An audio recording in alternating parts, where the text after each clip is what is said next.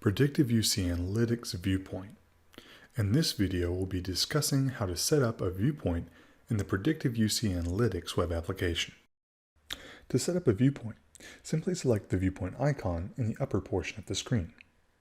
Notice that this will automatically populate a window with the properties of the viewpoint. Now, to begin to set up your viewpoint, you must first give it a meaningful name that represents the data that it shows. In this case, we'll be looking at all the traffic across all of our data sources.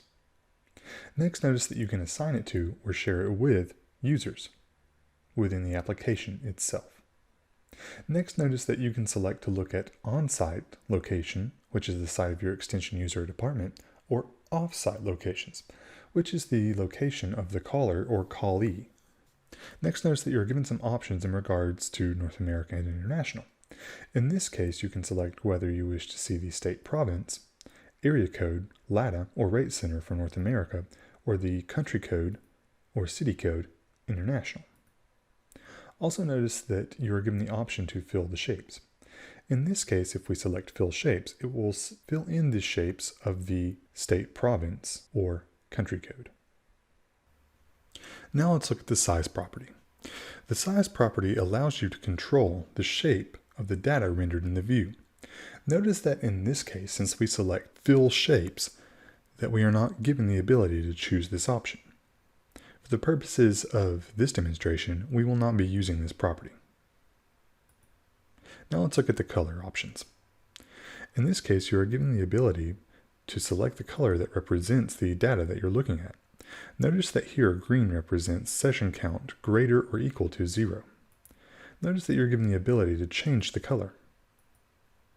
You are also given the ability to change the value to the left of the color. Next, notice that you are given the option to hide the legend. In this case, we will show. Now, let's look at filters. If you have more questions regarding filters, refer to our filters video. In this case, we will not be setting up any filters as we want to see all data across all data sources. Now let's look at the columns property. This property allows you to choose which columns to show in the detail listing. To add a column, simply select Add Column down here and choose from the list provided. To delete a column that's already in place, simply select the X on the right-hand portion of the option. Now let's look at details. The details portion allows you to select the maximum number of detailed rows to show. Notice also that it allows you to display the selection itself, which displays the names of the currently selected data on the map. Let's run the viewpoint. To do this, select OK.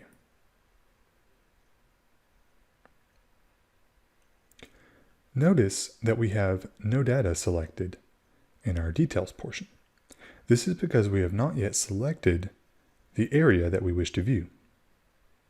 Here we notice that this portion of the map contains the greatest number of calls. Let's select it. Notice that the details change as we select different values to look at.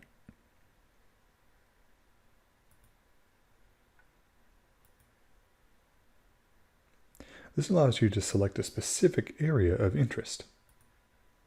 Also notice that you are given the ability to pause, change the ratio, select a pointer, change the layout itself, enter the properties of the viewpoint again, copy the viewpoint, or delete it. Notice also that you can manage different viewpoints from here. In this case, we only have one set up.